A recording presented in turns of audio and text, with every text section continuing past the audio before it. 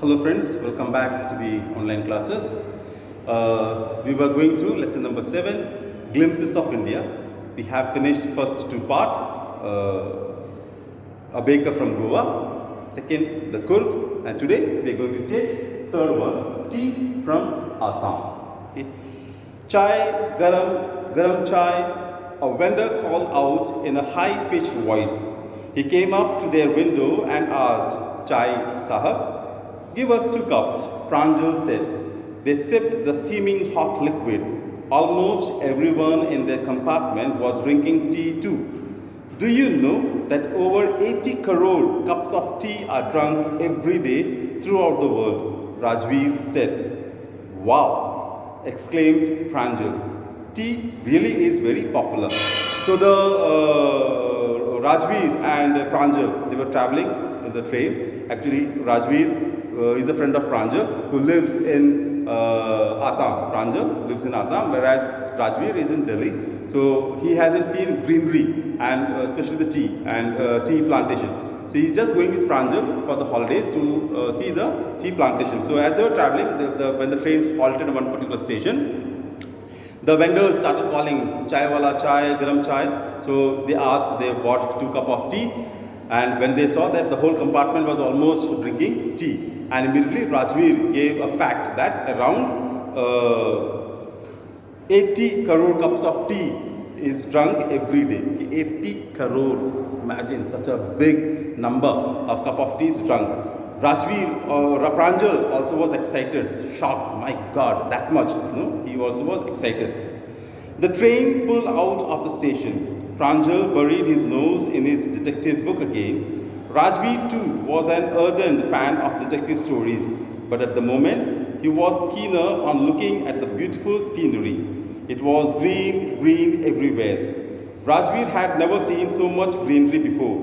Then the soft green paddy fields gave way to tea bushes. So the train pulled off from the station, started moving ahead.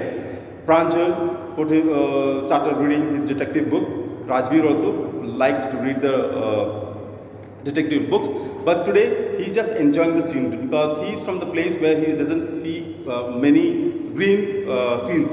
But now he was watching the greenery, he was enjoying this green scenery. The paddy fields gave away, the paddy fields gone, and now the scenery has taken the place of tea bushes. It was a magnificent view. Against the backdrop of densely wooded hills, a sea of tea bushes stretched as far as the eye could see. Dwarfing the tiny tea plants were tall, sturdy shade trees, and amidst the orderly rows of bushes busily moved doll-like figures. In the distance was an ugly building with smoke boiling out of tall chimneys. So Rajveer was just enjoying the magnificent view of these tea bushes.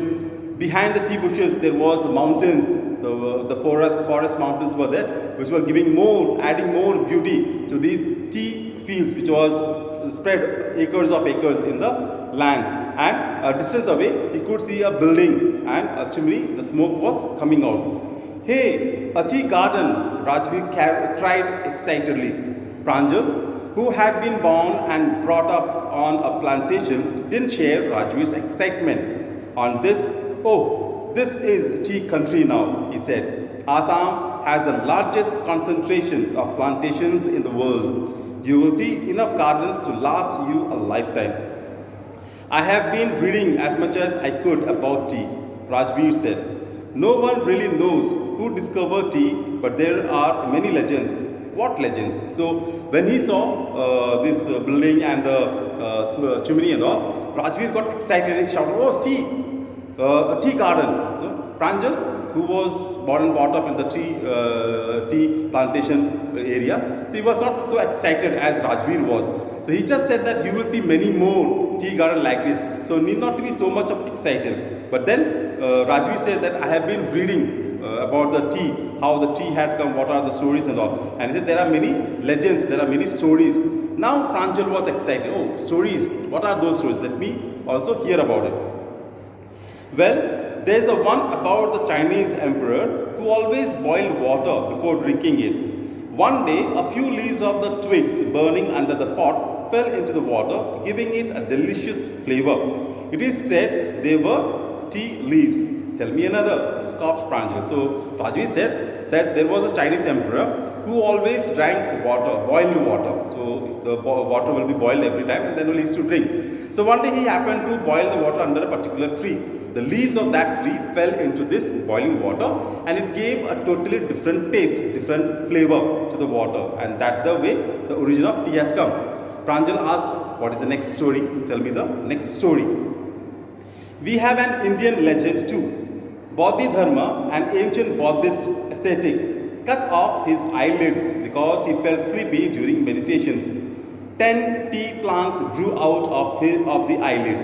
The leaves of these plants, when put in hot water and drunk, banished sleep. So he says there is another story which is from Indian origin. It is the Indian origin. The Buddhist monk one day he just plucked his eyelids, the eyelids which closes the eye. The eyelids he plucked, and from one eyelid 10 tea plants originated. And when we put these tea leaves into the boiling water and drink it, then the sleep disappears, and that's a fact. Whenever we study and feel sleepy, just have a cup of tea and the sleep disappears for a while and we can concentrate in the study. So same way, he says that is the story. Tea was first drunk in China, Rajveer added, as far back as 2700 BC, 2700 BC. In fact, words such as tea, chai and chini are from Chinese.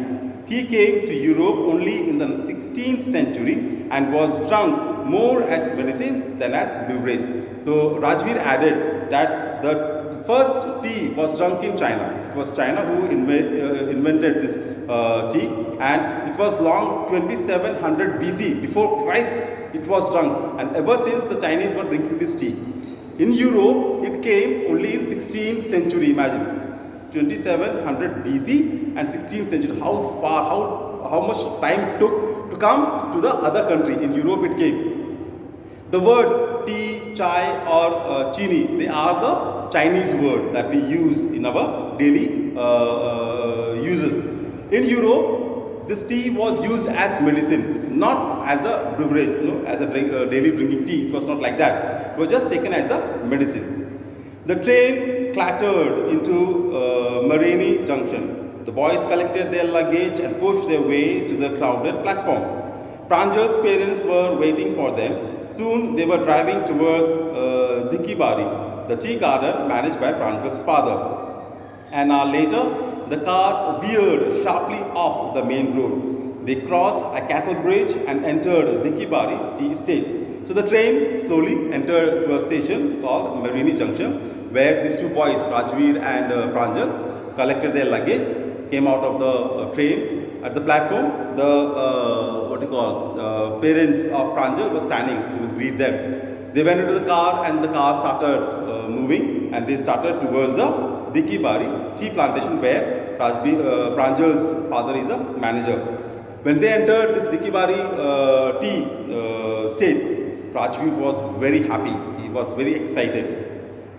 On both sides of the gravel road were acre upon acre of tea bushes, all neatly pruned to the same height.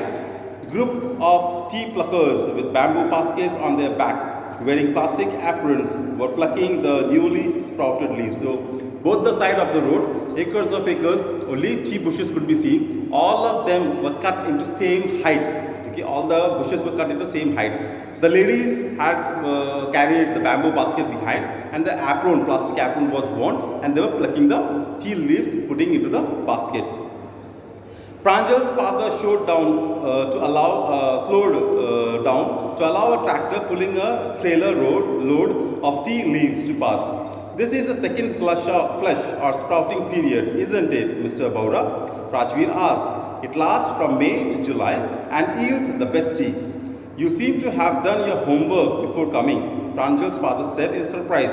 Yes, Mr. Baura, Rajveer admitted, but I hope to learn much more while I am here. So when Pranjal's father slowed down the car so that a tractor would go which was carrying the tea leaves, immediately Rajveer said, I think this is the second sprouting which comes between May to July. That is the second sprouting where they pluck the tree. Pranjal's father was surprised. He said, yeah, of course, it is that. I think you have done your study well. And he said, yes, sir, I have done, but I want to learn more regarding the tea plantation. I believe you might have understood the story. Thank you. Have a nice day.